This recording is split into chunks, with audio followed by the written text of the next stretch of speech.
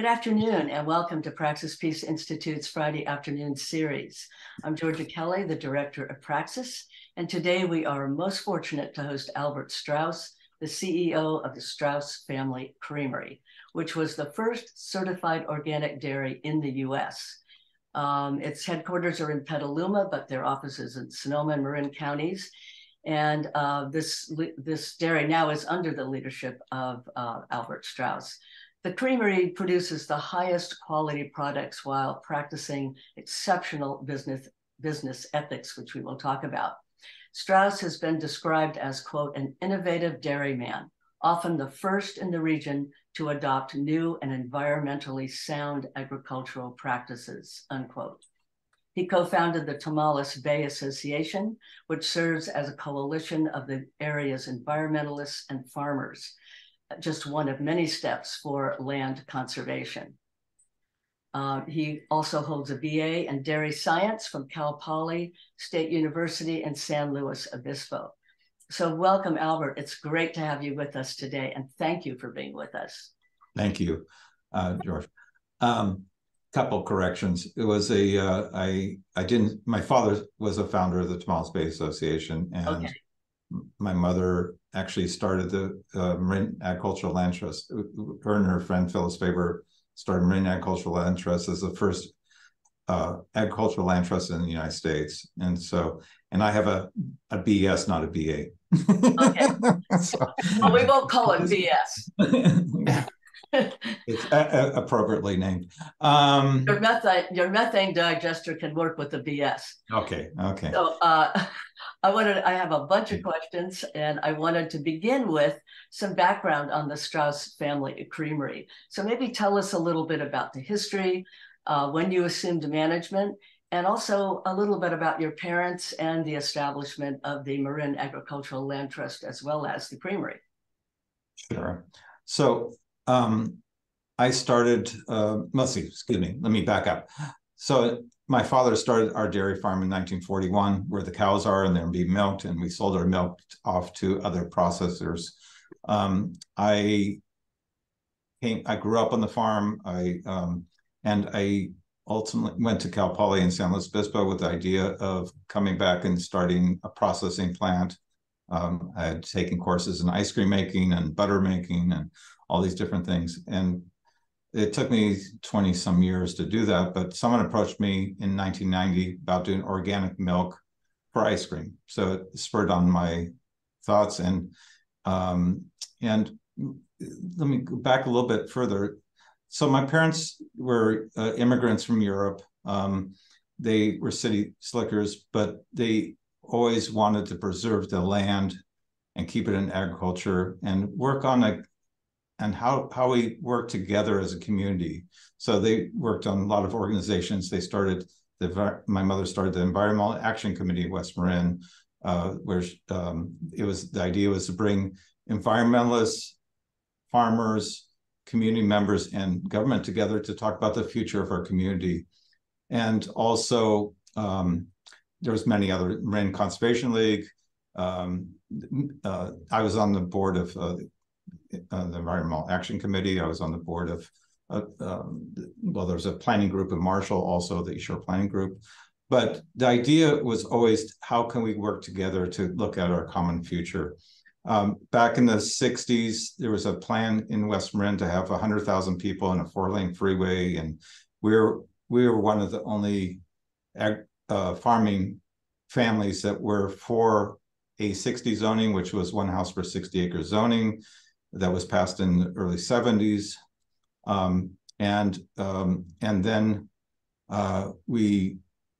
Then ultimately, since the 1 house per 60 acre agricultural zoning could be overturned on a vote of the Board of Supervisors, my mother and her friend Phyllis Faber started Marin Agricultural Land Trust. And so far as today, they've preserved, I think, 55,000 acres of the 100,000 acres in Marin County, agricultural acres in Marin County, that will stay in agriculture in perpetuity. But I worked on the farm. I was partners with my father. As I said, someone approached me in 1990 about doing organic milk for ice cream. It was a new law in California, and I don't know how many people know what organic farming is defined as. It was a state law, and then it became a federal law in the early 2000s. But the idea is that you're building soil, you're like, I'm stealing a term from Patrick Holden from the UK, is you're working in harmony with nature, and it's animal welfare, it's all these things, but ultimately it has to be an economically viable farming system. And so we became the first certified organic dairy and creamery west of the Mississippi River, first 100% organic creamery in the United States. And since then, we have 12 dairies supplying our creamery in Marin and Sonoma County. 90% of the dairies in Marin County are certified organic. It's probably 85% of them in Sonoma County. And it's been the only way to be able to be economically viable in dairy farming, because conventionally the milk prices change every month. They go up and down. It's a big roller coaster that is set by the federal government, and no one survives. We've gone from 4.6 million dairy farms in 1940 to less than 27,000 today. They only expect 20,000 to survive the next decade. So what used to be small 100, 200 cow dairies is now 10, 20, 50,000 cow herds, and they're less environmentally friendly, they're less quality product. But the only way to survive as a farm is to get bigger.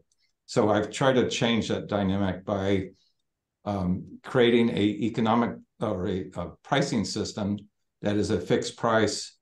And the way we are able to maintain a price that's higher is, well, let me go back a little bit. So we're required to pay for the milk twice a month from the dairy farms. So twice a month we send, instead of mailing or direct depositing the check, we hand deliver the milk check. So today was a primary day that people from our management team go out and hand deliver those checks to be able to get an understanding what farming's about and create a relationship, because it's not us versus them. We're in it together. And then 4 times a year, we get together with all the farms, talking about the opportunity, how the creamery is doing, the opportunity and challenges on the farms, and ultimately agree on a volume of milk per farm that's in line with our sales, so we don't have extra milk to sell out at a loss. So we're usually able to pay 10 to 15% more than any of our competitors in organic dairy farm or organic industry to our farms, that enable them to sustain. And the idea is that they can look at improving their infrastructure and paying themselves as a manager of their own business and succession to the next generation. I wanted to ask you. Pardon me? I wanted to ask you a little bit about the collective of the different farms that you work with. Let me just finish one thought. Okay. And then ask me that. So our mission is to sustain family farms in Marin and Sonoma County by producing high quality, minimally processed organic dairy products, and to help revitalize rural communities through education and advocacy everywhere. My vision that I talk about is creating an economically viable organic dairy farm model that's good for the planet and our communities while providing high quality food for our community. And so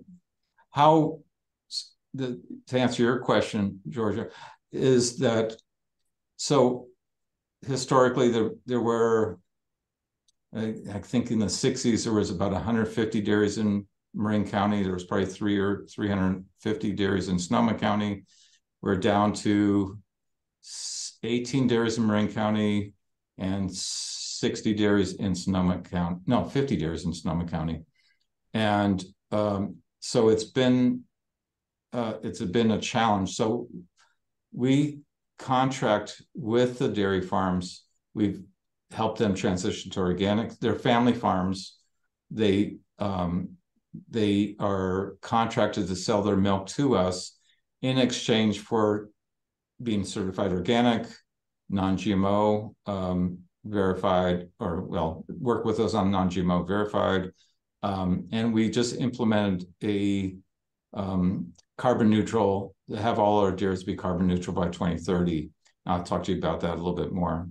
But the idea is to keep our rural communities intact by keeping our farms viable and profitable, so that they can be members of the community.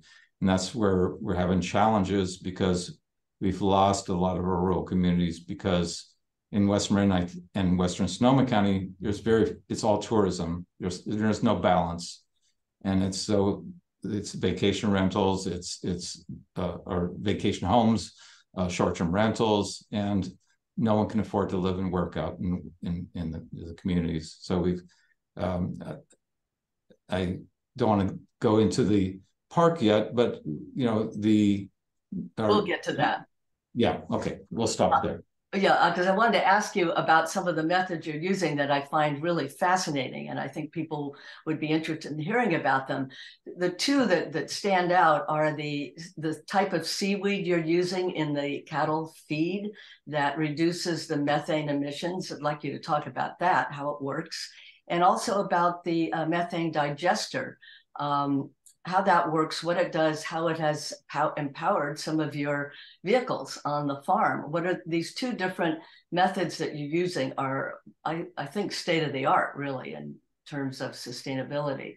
So we have a sustainability department. We have a vice president of sustainability at the creamery. About four years ago, I gave him a goal to have my farm to be carbon neutral by the end of, well, it's last year, now it's the end of this year. It's going to be within next year. I'll tell you why the hurdles.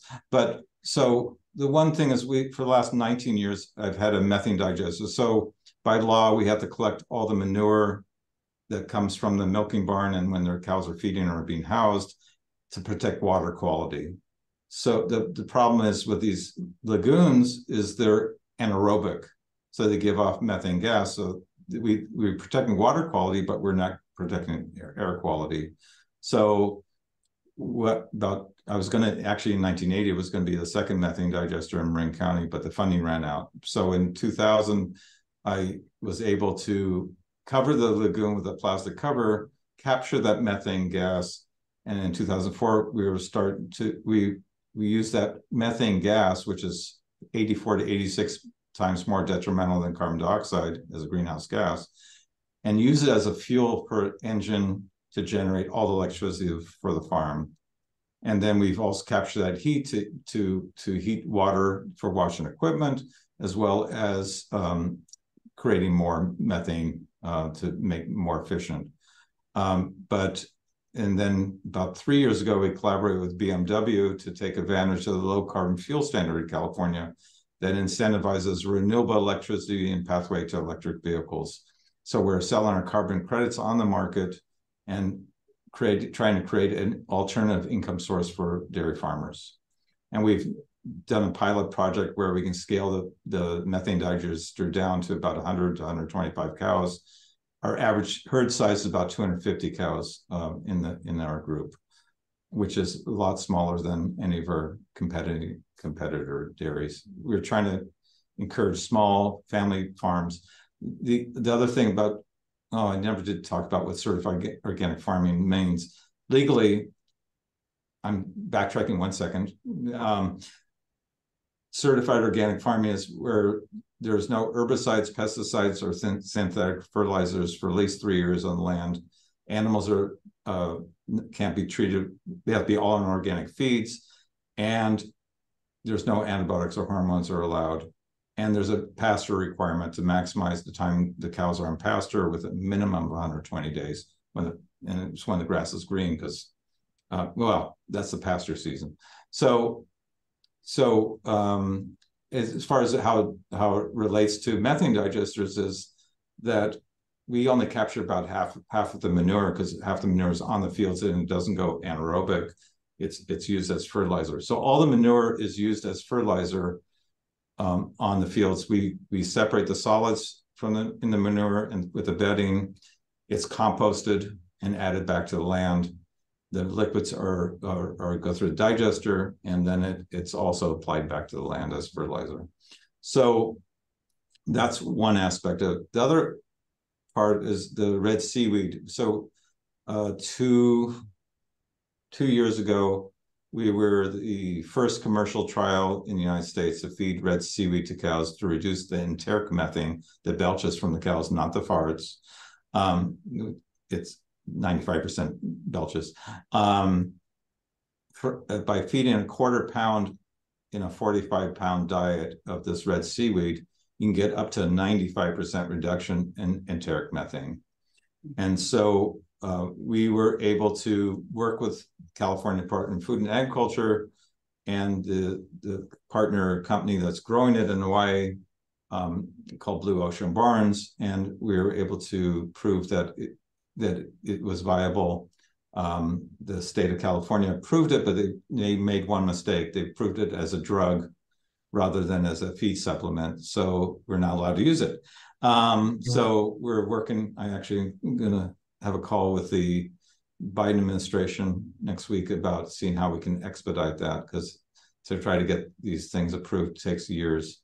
But it is a solution that we're looking at. In California, we have a law to reduce our methane emissions by 40% by 2030 over 2013 levels. And this is one of the primary ways we can get there, between the methane digester and the red seaweed. So between those two methods, my dairy will have an 80 to 90% reduction in methane emissions. The third thing is that we were the first dairy in the United States to have a carbon farm plan, which are also calling regenerative farming now. But the idea is by adding compost to land and using animals to intentionally rotational graze, you're growing more grass and more fodder, and pulling in through photosynthesis, you're pulling carbon from the atmosphere and put it back in the soil. It's being recognized internationally as one of the only ways to reverse climate change rather than reduce it. And my assertion is livestock have an essential role in reversing climate change and mitigating against wildfires. And then the last thing is, about 8 years ago, I converted our truck that feeds the cows to fully electric, with the idea that the cows are powering the truck that feeds them. So we've been getting off fossil fuel. We just 2 years ago, we converted a full-scale John Deere loader to electric. So we've cut a lot of fuel off, using a lot of diesel fuel off from our farming system. And I've driven electric cars for 20 years now. And so it's how to get off this fossil fuel carousel. And that's where most of the emissions are coming from. Most of the carbon. Ned, you can correct me if I'm wrong, but I think it's 60 to 70% of our carbon emissions are from fossil fuel. And then in January, we put an incentive program for all our dairies to be carbon neutral by 2030 and incorporate these practices. And already they're all doing carbon farm plans. They are starting to do implementation. The state of California has incentive programs or grant programs to apply compost. We're working closely with different resources to help these dairies get to this carbon neutral goal. And so this has been a really positive part of the other part of it is the milk coming from my farm after we do these practices will have an equal or lower carbon footprint than any plant-based dairy alternative. So these practices really can have an effect on making a positive farming and food system and really look to the future. And other companies, national companies, international companies, and other countries are looking at our model and replicating what we're doing. So I feel really positive about this as a solution that will help our farms, our communities, and our food be more localized and revitalized, be a pathway to revitalizing our rural communities. This is the solution to the agribusiness problems. I wanted to mention your packaging because you're also moving away from all fossil fuel-based packaging, plastics, and your milk bottles are recyclable and people get them filled up again. So these are also part of what you're doing for sustainability. And I wanted to go, there are two more things I want to cover before I open it up. And one is the true cost of production, because I think this is so important. People note that Straus dairy products are more expensive than the other ones on the shelf. And a lot of times people aren't thinking about what the real cost of something is. And that means workers are paid properly. There are a lot of components to a true cost of production. And I'd like you to just say a little bit about that. Right. So first of all, the glass bottle was reusable. So it's made out of 30% recycled glass. We put now a $3 deposit all the way from when it's made all the way to the consumer. We get 75 to 80% of them back, and an average of 5 uses out of the bottle. So, and then in 2019, we were the first creamery in the world to be true zero waste certified, where we reused, recycled, repurposed almost 93% of our waste, and it's over 1 million pounds a year. So now that we've moved into Runner Park, we're trying to replicate that and get back to that. So, sorry, the cost other of production. True cost. Thank you. Actually, there was in 2016 or 15, there was a True Cost of American Food conference, and in San Francisco, and 4 of our dairies were part of this survey to look at what the true cost of the milk was. And sorry, Ned, I'm boring you. No. No. Sorry. So it looked at the environmental costs, the environmental benefits, the social benefits, and equated to a gallon of milk. And our milk was actually low cost. The interesting thing was there was a Vice President Kaiser that was there, who said that with their hundreds of thousands of patients, they saw that obesity because of bad food was a huge problem, that cancer because of chemicals in agriculture was a huge problem for farm workers. And so the cost of billions of dollars of healthcare was being addressed through healthy organic food that wasn't causing obesity or these health issues, at least as far as we could tell. So the true cost, I think food in the United States is artificially low, where the farmers don't sustain. We've lost 99% of the farmers. It's not, you talk about these big dairies, the quality of the milk coming from these big dairies is not the same as a small farm that can take care of their quality, and they have bigger environmental effects, on the water and air. So it's something that I feel that the quality of if we didn't have a high quality product that people valued and understood, we wouldn't have our sales and we wouldn't be able to support our system. So it's kind of an integrated system that, if it isn't the highest quality product we can make, that doesn't have all these additives to it, that we don't put stabilizer emulsifiers, we don't add coloring, we don't add things that we don't need to do, and it's minimally processed. So I think it's something that we feel that is very important for not only the health of the farm, but the health of people that consume them. So true cost, the one thing I can say about true cost, there's one thing I can point to is we now are supplying about 150 schools with organic milk. Right. And the way they're paying almost double the price for that milk over conventional. The one district in Marin County, or school in Marin County, that did a study, it's almost 8 or 10 years ago. They were getting cartons of milk, and they were wasting 18 gallons a day of milk. So we are now delivering milk in 5-gallon milk dispensers, the old milk dispensers where you can just take what you need, and they eliminated the waste, and they were able to pay double the price of the milk and still come out ahead financially as a school district. And that's been promoted now by the first partner of California, Jennifer Newsom, and they put in, they have a farm to school program they're putting $600 million into this year.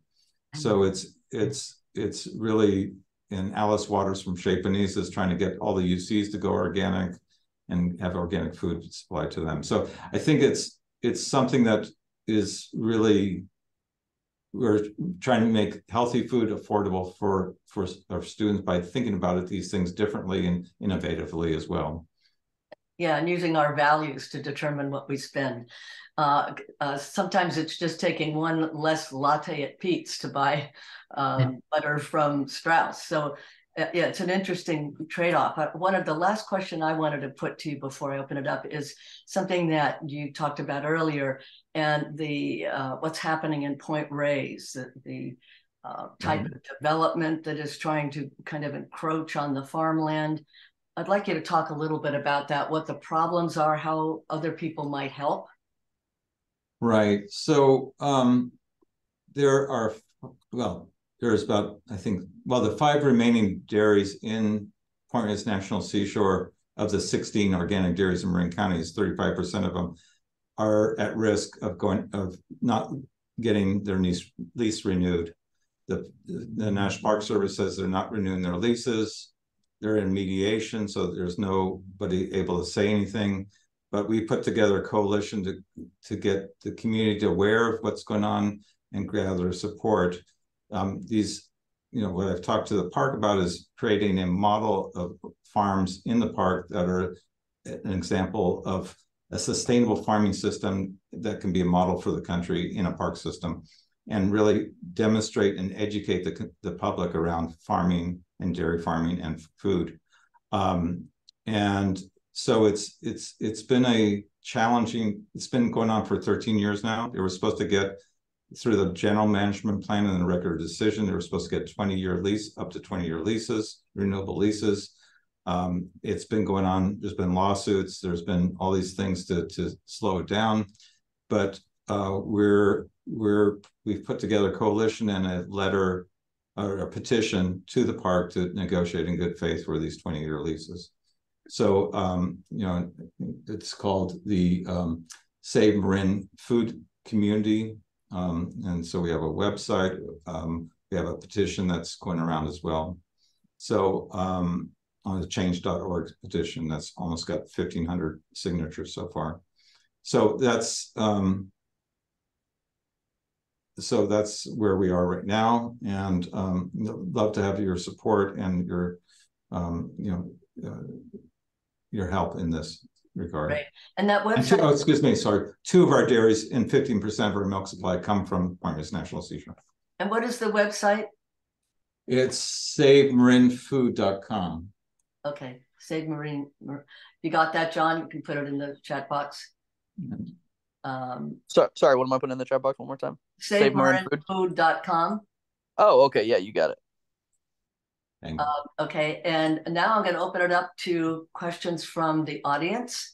So when I call on you, unmute, and actually you probably should be mute if you're not talking.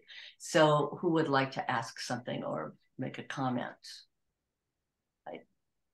Kimberly. Hi, Albert. Thank you. That was really interesting, and I learned a lot. I'm wondering, did you mention at the very beginning that you were trying to be electrically self-sustaining on the farm? So our methane digester and the electricity that we're produces all electricity for the farm. So it's there's some challenges to the whole thing because the carbon credit market has gone from $170 to $180 a metric ton down to $70 to $80. So the economics are a little bit challenging right now. So we're trying to rethink of how we're going to deal with that. But overall, are you familiar with Mac McQuan in Sonoma, who runs Sonoma Stone Edge Farms?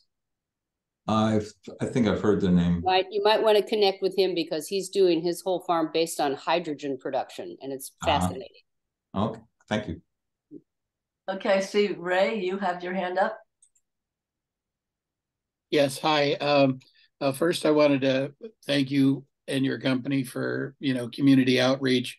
I'm president of Sonoma Valley Grange, and you guys donate some dairy products for our quarterly pancake breakfasts, and it helps organizations like that quite a bit. The question I have, and I've toured your dairy with fascination and so forth. Do you use any biochar in any of your production, and utilize it perhaps for animal feed to help reduce methane? No, we haven't. There's still, I think you have to use it in combination with compost.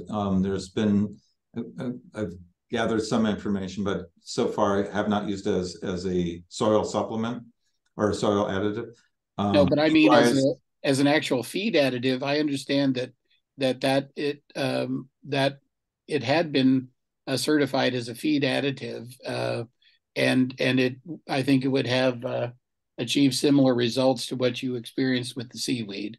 But certainly, yes, I would support adding it in your post methane digester compost as a good way of tying that connection back to the land. But I encourage you to look into it in both of those aspects.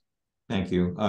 Yeah, I have not seen where it's any science behind using it for methane reduction or enteric methane reduction. There's several studies to that. Yeah. I don't know if it's actually approved. You have to get it approved also as a method for that. And also you already have. So you get the credits for it too. Yeah, sorry. You already have with the seaweed reduced methane. So yeah, most of the alternatives are like, there's a garlic supplement that is about 30% reduction. There's other ones that are around 30, 40%, 20 to 40% is what most of them are. And very few of them are actually approved for usage right now. Hey, Tom Conlon, you have your hand up. Yes, thank you. Nice to meet you, Albert, and appreciate all that information.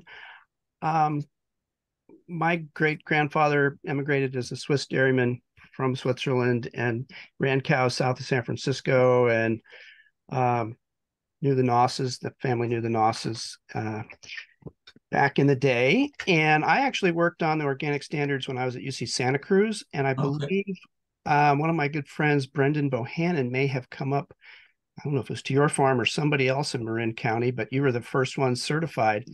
He was the first certification coordinator for CCOF back when that was all kicking off. And I remember him coming back saying, "Oh my goodness, we've been thinking about vegetable farms. Dairies present a whole host of new certification challenges, and we've been seeing that unfold over the years." I've been studying greenhouse gas emissions accounting, and I've become concerned at a couple of things. One is, if you look at our greenhouse gas inventory for the county of Sonoma, the agricultural sector as of 2020 had not reduced emissions relative to 1990, except 1% according to the numbers. And so I've been trying to get my head wrapped around where are the opportunities in the sector. And if you read the IPCC reports, the global scale, we're all well aware that the conventional food production has a very high carbon intensity. I also appreciate your describing the business model is essentially your value adding above the minimum that is the mass market produced generic milk product, the commodity milk product, which is what allows you to be able to pay your farmers a little better to accommodate these more expensive these processes that produce the results you're claiming. So I'm trying to get my head as a policy analyst wrapped around how sustainable is the current voluntary greenhouse organic labeling method. How sustainable is it for us to continue to have this customer-driven, higher priced product when it's really just allowing the rest of the market to lag behind, and we know we can't wait that long. So we need major transformation in the agricultural sector across the board. If tomorrow that were to happen and organic was mandated, that would eliminate your pricing power relative to all the other dairies. Now, you guys would probably know how to do it much more effectively than they would. But I'm concerned about how you would see this transition working out across the whole sector. I hope my question is not too muddled to be able to understand. Does that make sense to you, Albert? Well, I hear you just saying. I don't know if have you separated out what type of agriculture, where the emissions are coming from by sector of agriculture? I do know that dairies are probably the lion's share of Sonoma County's emissions. I know that there's a ballot measure for concentrated animal feeding operations that's qualifying for the ballot in Sonoma County. I think many of the dairies meet that federal definition and would therefore be on the popular ballot measure list. So, I'm active in Sierra Club. We're trying to figure this stuff out. So, we're going to take positions on these matters. So I think that, there's a bunch of work being done across the board, like the Healthy Soils Initiative. The CDFA is doing is paying for compost application. So it's like a 3-year program that they're paying. And so we're sequestering carbon on agricultural land, right? So that's one part of it. Organic, I think rather than saying everybody has to be organic, it's not a voluntary program. Well, it's voluntary, but it has a federal law and certification and oversight inspection system. So it's not, yes, it's volunteer, but if everybody went organic, I think it's part of the solution. It doesn't talk about scale or these other practices that you have to put cows on pasture. It might change it somewhat. But how do you move the needle the quickest? Is that what you're essentially asking? I wasn't clear. I've got a number of questions in there, and I'm sorry I didn't have them more clearly articulated. No, it's okay. Just get one. Yeah, I think the key question is, do you think we will be able to achieve about 2030 goal in Sonoma County? Will agriculture in Sonoma County be able to reduce its emissions to be effectively net zero by 2030? You're saying you've got a goal to do that on your own farm next year. Yes, and the other 11 farms by the end of the decade. So but you're still only a fraction of the marketplace, right? You guys are what's your market share of local milk production? Roughly. Clover's probably twice as big as we are, and trying to think of other ones. There's a big conventional part of it, but so that's my point. But I think so. My model is that if we can do it, we're leading the way for other people to replicate it. Right. So there's different elements of it that we can. The red seaweed. Mm-hmm. They're looking at how can we expand that as quickly as possible. Now it's a regulatory issue right now. Right. And so how can we overcome these hurdles as quickly as possible so we can get through this? And that's what I'm trying to talk to the Biden administration, the White House. I'm trying to talk to the state. Karen Ross, the Secretary of Agriculture, has been really a true friend and someone who helped us move it to this point. We need a little boost more. But that's a huge part of it. We can eliminate half the methane emissions from cows across the board. Beef cows, dairy cows. I mean, it's actually probably more than beef cows because dairy cows you don't have the manure going anaerobic. Those are huge solutions, and I think we can meet those goals if we work together as a community and kind of move these things forward. I think with everybody's combined efforts, we can really help government help us move forward. And we can get these, we're coming up with solutions, right? So how do we scale them and get them out there as quickly as possible?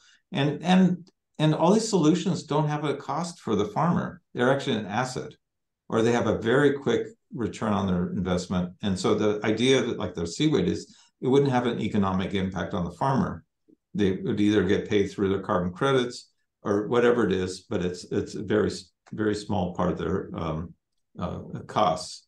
And then the methane would be, would actually BMW and Wells Fargo were looking at investing in so the idea is to have a revolving loan fund that farmers could build these digesters, get the cost down, and have a return of investment of less than 5 years. And then it's an alternative income, an additional income for them. So it's how to make these things positive and work more effectively and scalable. Right now, methane digesters on these farms are industrial digesters that cost millions of dollars and never have a return on their investment. And then the farm goes out of business and you have a just big eyesore on the place. So it's, so I think there's ways of getting there quickly. I think, the carbon farming, the methane digesters, the seaweed, or some other, there's different ways to get there with different supplements and different ways.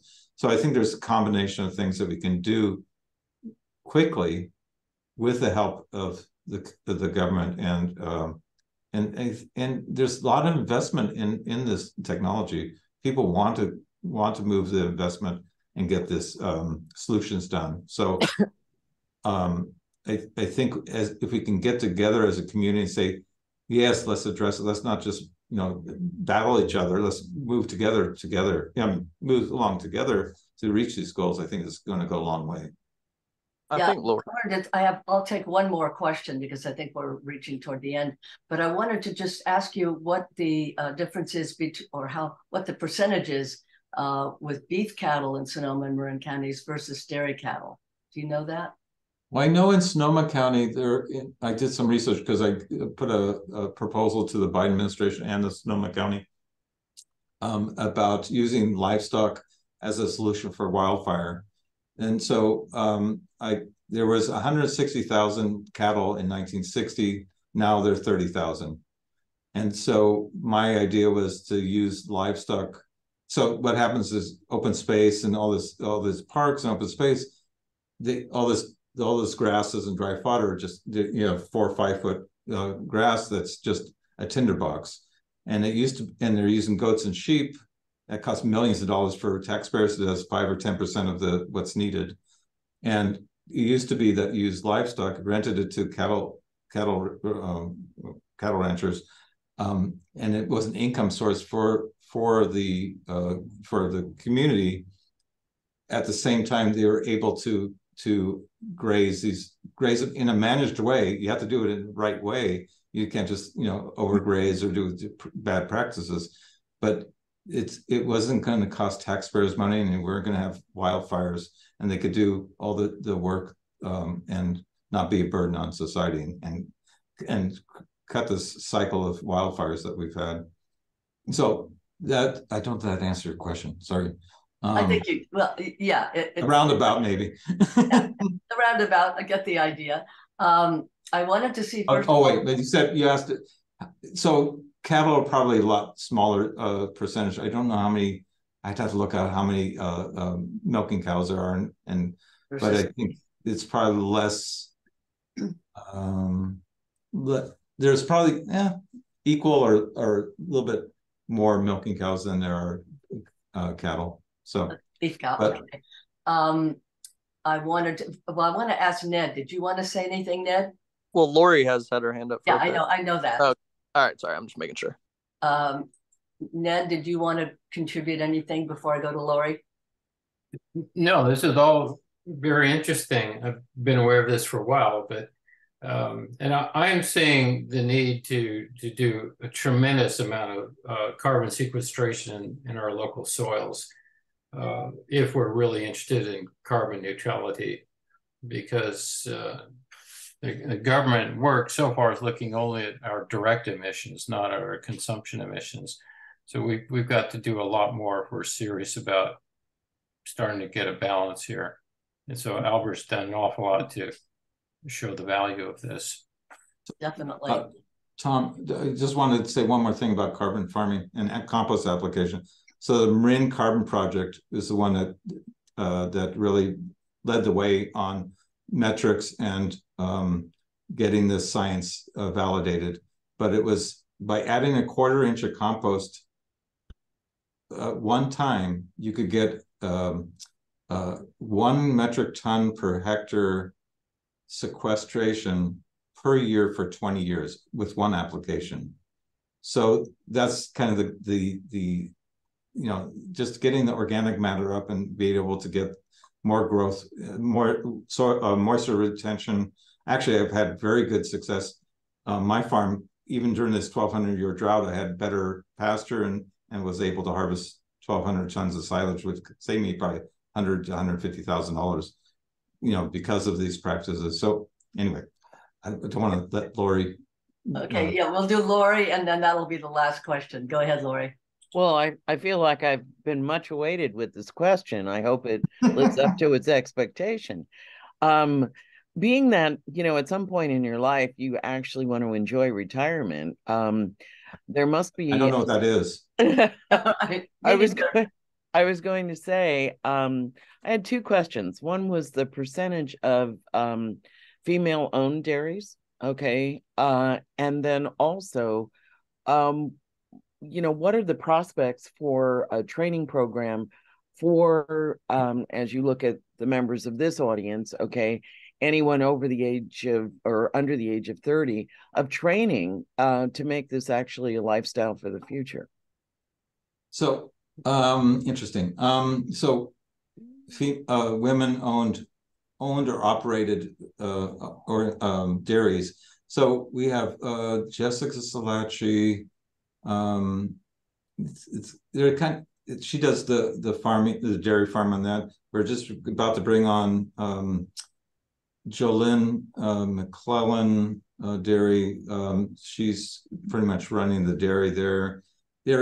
It's a husband wife team. So we brought on 3 new next generation farms in 2019. One is important, is National Seashore, that has a brother-sister combination that's trying to hang on there. So it's something that we're actively trying to see, where's this next generation, because we are all getting older, and there is no, average age of dairy or farmers is about 60 years old, and there is no future. We were working with Chico State University that has organic dairy program. So we're looking at how can we work together and try to get the next generation involved.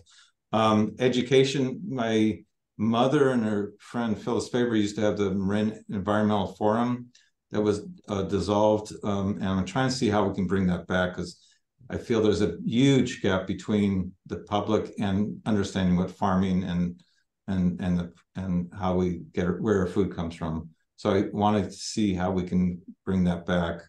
I just talked to someone this last weekend about it, but yeah, I think there's some huge things that we need to kind of work on to look at how do we move to the future, and how do we build the farming and food system of the future. Maybe it should be a Marin Sonoma Environmental Forum. Yes, I just wanted to say definitely. Boundaries are arbitrary. Right. Well, I just wanted to say that I put a link in the chat that connects Albert to the biochar thing. It's approved for animal feed, and it's certifiable organic. It's Pacific Biochar. There's a link in the chat, so check that out. I think it'll really help you. Thank you. All right. Okay, so I've definitely saved the chat, and I think everybody knows how to save it, but I will have it for all of you too. I really want to thank you, Albert, for sharing all this information with us today. I want to watch the video again tonight. I will send you a link to the video, or Shireen, actually, that's who I have the email for. And everyone on the call and the people who couldn't make it live will also get the link to the program. So thank you so much. Any final words, Albert? I guess maybe he's gone.